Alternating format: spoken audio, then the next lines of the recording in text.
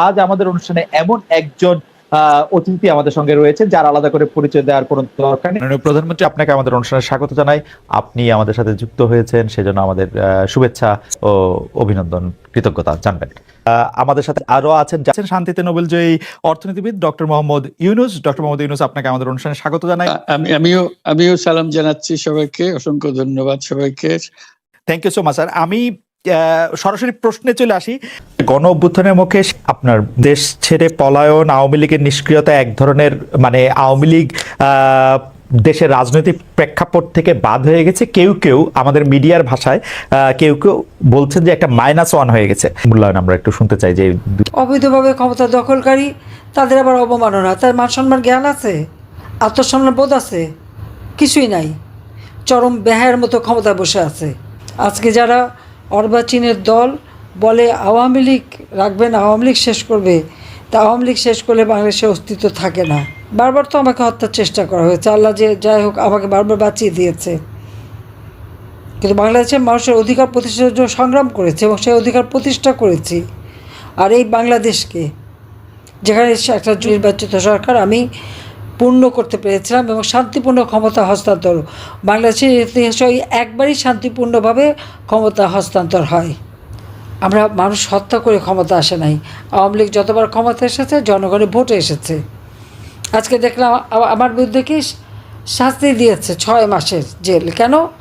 আমি আদালত অবমাননা করেছি। আদালতটা কোথায়? আমাদের সেটাই প্রশ্ন। যে যুদ্ধ অপরাধীদের বিচারের জন্য 1973 সালে পার্লামেন্টে ওই আইসিটি আইন পাশ হয়, যুদ্ধ অপরাধীদের বিচারও শুরু হয়। জিয়াউর রহমান এসে এই বিচার বন্ধ করে দিয়ে কারাগার থেকে সবাইকে মুক্ত করে। গোলাম আজম পাকিস্তানি পাসপোর্ট ছিল, কোনোদিন বাংলাদেশের পাসপোর্ট নেয়নি। ওই পাসপোর্ট নিয়ে পাকিস্তানে চলে গিয়েছিল, ওই পাসপোর্ট নিয়েই ফেরত এসেছিল।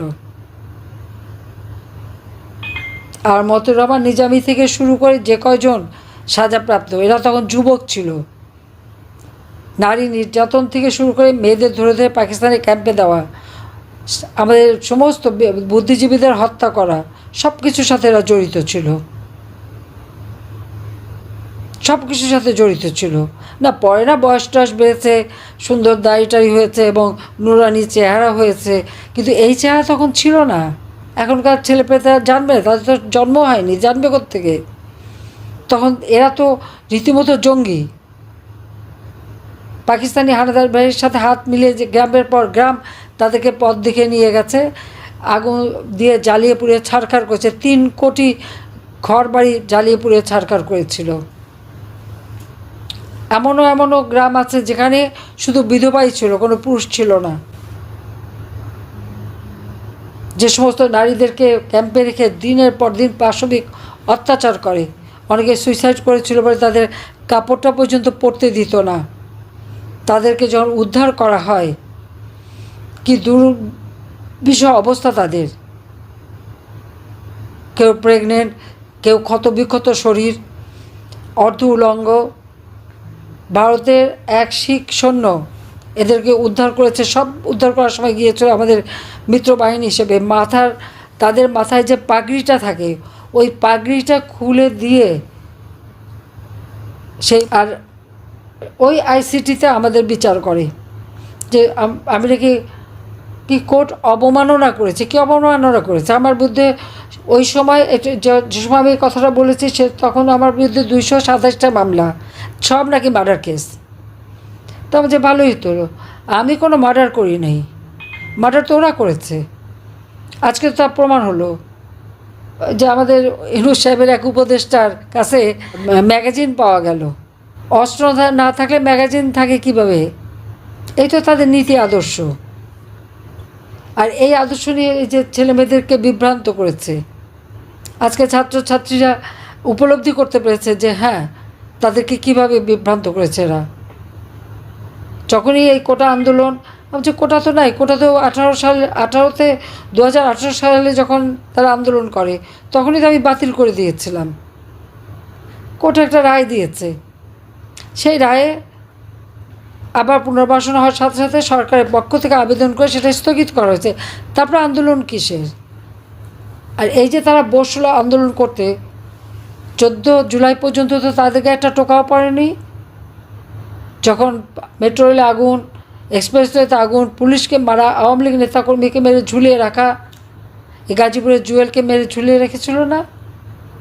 ঝুলিয়ে রেখে তাকে হত্যা করেছে না? আবার ঝিনাইদহ শহর আওয়ামী লীগের সেক্রেটারি থেকে শুরু করে কত অগণিত লোককে তারা হত্যা করেছে। একটার পর একটা থানায়, ঢাকা শহরে কয়টা থানা আগুন দিয়ে পুড়িয়েছে, পুলিশকে পুড়িয়ে মেরেছে, লাঠি দিয়ে পিটে পিটে মেরেছে, র্যাবের অফিসারদের মেরেছে পিটিয়ে। এমনকি গণভবনে আমার যে পাইলট, মোটরসাইকেলের যে পাইলট যেত, তাকে পর্যন্ত হত্যা করে ফেলে রেখেছে। আর এদেরকে আবার ইনডেমনিটি দেওয়া হয়েছে। হত্যাকাণ্ড তারা করে, মামলা সব আমাদের বিরুদ্ধে, মিথ্যা মামলা, আর সব মামলা আওয়ামী লীগের বিরুদ্ধে। আর যারা এই হত্যাকাণ্ড করলো, যারা আপনাও, তাদেরকে দায় মুক্তি দেওয়া হয়েছে। দায় মুক্তি দিয়ে একটা কাজ ভালো করেছে, এরা যে অপরাধী, এটা তো এভিডেন্স। অপরাধী না হলে দায় মুক্তি দেবে কেন? বিনা অপরাধী তো দায় মুক্তি দেয় না। বঙ্গবন্ধু শেখ মুজিবকে যারা হত্যা করেছিল, পুরো পরিবারকে, তাদেরকে দায় মুক্তি দেওয়া হয়েছিল। আর এই 2024 সালে 15 জুলাই থেকে যত হত্যাকাণ্ড এবং যত জ্বালাপড়াও, তাদেরকে দায় মুক্তি দেওয়া হয়েছে। এবং এটা ডক্টর ইউনূস দিয়েছে। এবং এই সব কিছুর পিছনে তো ডক্টর ইউনূস আজকের থেকে না, সে 2001 সাল থেকে তার ক্ষমতার লোভ।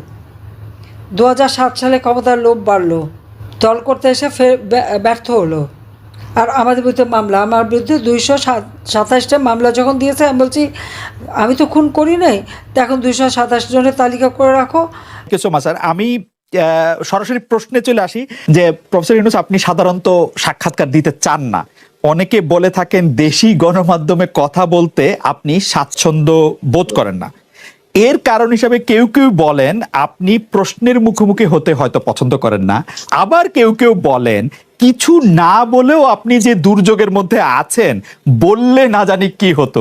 আপনার মন্তব্য একটু শুনতে চাই প্রফেসর ইউনূস। না, তুমি তো সবটা বলে ফেলেছো সমস্যাগুলোকে। কাজে এই হলো অবস্থাটা হলো, আমি বলছি দেশের কাউকে কিছু বলি এমন কথা তো নয়। বাইরে বিদেশেও যে সবাইকে যে সাদরে নিয়ে আসি তাও না, তাদেরকে অনেক শর্ত দিই আমার এই কথাগুলো লেখার ছাপানোর আগে আমাকে বলতে হবে, যাতে আবার এমন কোনো কথা শব্দ এমন থেকে না যে আমি আর বিপদের সম্মুখীন হব। আমি শুধু বিপদ থেকে দূরে থাকার জন্য এটা করছি, কারণ আমি চারদিকে বিপদের মধ্যে আছি। কাজে কথা না বলা, এটা একটা নিজেকে রক্ষা করার একটা সুবিধা আর কি। যত কম বলা যায় ততই হয়তো ঝামেলা থেকে বাঁচবো।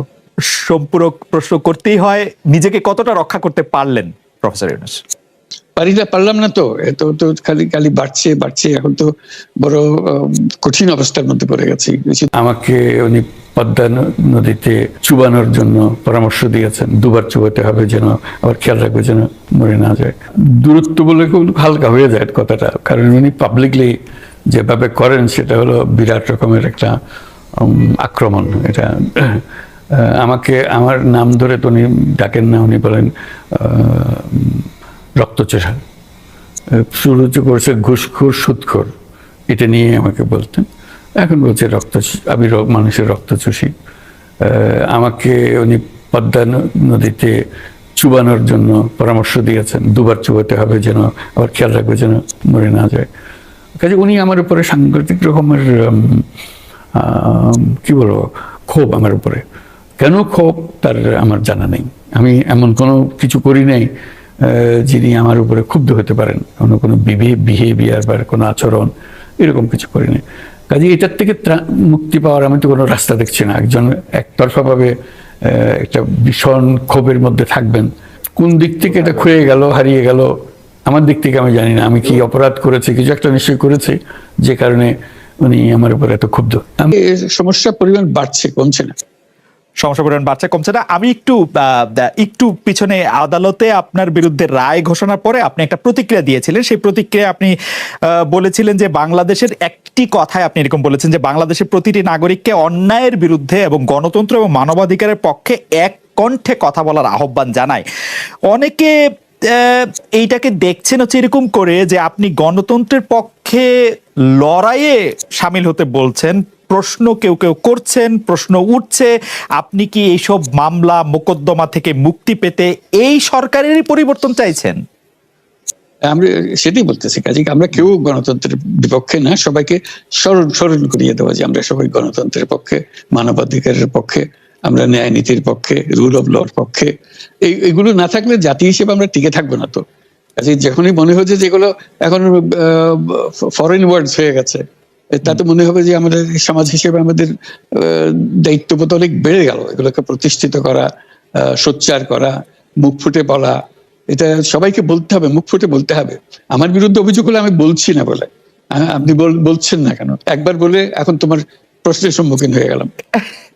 অনেকে বলছেন না, আপনি তো শতবার শতমুখে গণতন্ত্রের কথাই বলবেন, আমাদের সবারই বলা উচিত, কিন্তু প্রশ্নটা এমন ভাবে তোলা হচ্ছে যে আপনি আসলে আপনার রায় ঘোষণার পর আপনি বলছেন গণতন্ত্রের কথা, মানবাধিকারের কথা। অনেকে বলছেন যে এই কথা কি আসলে যেহেতু ব্যাপারটা আপনার উপরে আসলো তখনই আপনি আসলে বললেন কিনা, নাকি আপনি আসলে বলতে চান না, আপনি আগে যেরকম বলছেন?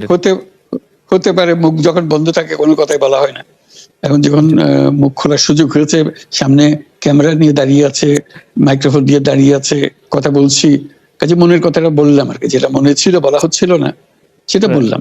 এটা আমার ধারণা এটা সবারই মনের কথা, সেটাকে প্রকাশ করা।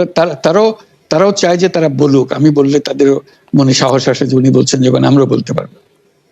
প্রফেসর ইউনূস, আপনি যখন বলছেনই তখন আমি এই কথাটাকে একটু ইলাবোরেশন আপনার কাছ থেকে আশা করতে পারি, যে আপনি যখন বলছেন যে গণতন্ত্র মানবাধিকারের পক্ষে এক কণ্ঠে কথা বলার আহ্বান আপনি জানাচ্ছেন, আপনার কাছে কি মনে হচ্ছে যে গণতন্ত্র মানবাধিকারের পক্ষে এখন বহু পক্ষ বহু কণ্ঠ, এটা আসলে এক কণ্ঠে কেউ বলতে পারছে না বা সাহস পাচ্ছে না বা বলছে না, এরকম আপনার মনে হচ্ছে কিনা? আমার মনে হচ্ছে তাই, কারণ বলতে পারছে না তো, মুখ খুলে সব গণতন্ত্রের কথা বলতে পারছে না। যে সেটা বলা, এক বাক্যে বলা, পরিষ্কার কণ্ঠে বলা, এটা আমাদের সবার দায়িত্ব, তো জাতীয় দায়িত্ব এটা, যে না হলে গণতন্ত্র বলে কিছু থাকবে না আমাদের জন্য, আদৌ গণতন্ত্র বলে কিছু থাকবে না। একটা প্রশ্ন করি, যে আরো স্পেসিফিক ভাবে বললে, প্রধানমন্ত্রী শেখ হাসিনা স্পষ্টতই আপনাকে অপছন্দ করেন, অনেক কিছুর জন্য আপনাকে দায়ী করেন, পদ্মা সেতু এবং এই সেই। এর কারণ কি বলে আপনি মনে করেন? আপনাকে কি তিনি তার প্রতিদ্বন্দ্বী মনে করেন, নাকি সত্যি তার কাছে এমন কোনো তথ্য রয়েছে যে আপনার বিশাল কোনো রাজনৈতিক অভিলাষ রয়েছে বলে তিনি আপনাকে অপছন্দ করছেন, না কি কারণে, আপনার কি মনে হয়?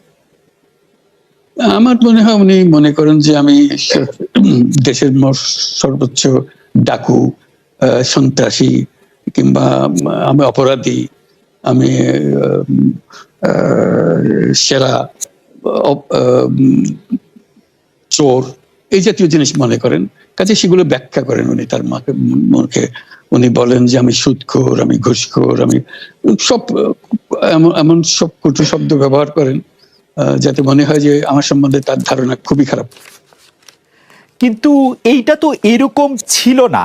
আমরা দেখেছি যে 96 থেকে 2001 সাল পর্যন্ত নানাভাবে এই সরকারি বা আওয়ামী লীগ সরকারি আপনার সাথে, বা আপনি আওয়ামী লীগ সরকারের সাথে একসাথে কাজ করতে কোনো সমস্যা হয়নি। আপনি এইটার জায়গাটাকে একটু, ব্যাকগ্রাউন্ডটাকে আমাদের একটু বলা যাবে, যে আপনার কাছে কি মনে হয় কেন এই শত্রুতার বা কেন এই অপছন্দের বিষয়টা একটু সৃষ্টি হলো বা তৈরি হলো? যেই হোক, এটা আমার তরফ থেকে হয়নি, আমি তাকে যথাযথ শ্রদ্ধা করে নিয়ে গেছিলাম আমাদের মাইক্রো ক্রেডিট সামিটে ওয়াশিংটন ডিসিতে। আমাদের প্রধান অতিথি করে নিয়ে গেছি, সবাই সম্মান করেছে, কারণ এই মাইক্রো ক্রেডিটটা তখন পৃথিবীর সামনে আসছে, বড় আকারে আসছে, এবং এটা বাংলাদেশের অবদান হিসেবে সবাই স্বীকৃতি দিচ্ছে। ওয়াশিংটনে দুনিয়ার সেরা যারা সবাই উপস্থিত ছিলেন, তার মধ্যে আমরা ওনাকে নিয়ে গেছিলাম এই জন্য যে বাংলাদেশের পক্ষ থেকে এই গৌরবটা যেন তিনি আমাদের পক্ষ হয়ে গ্রহণ করেন। উনিও রাজি হয়েছেন, উনিও গেছেন, করেছেন। কাজে এটা স্বাভাবিকভাবে এই সম্পর্ক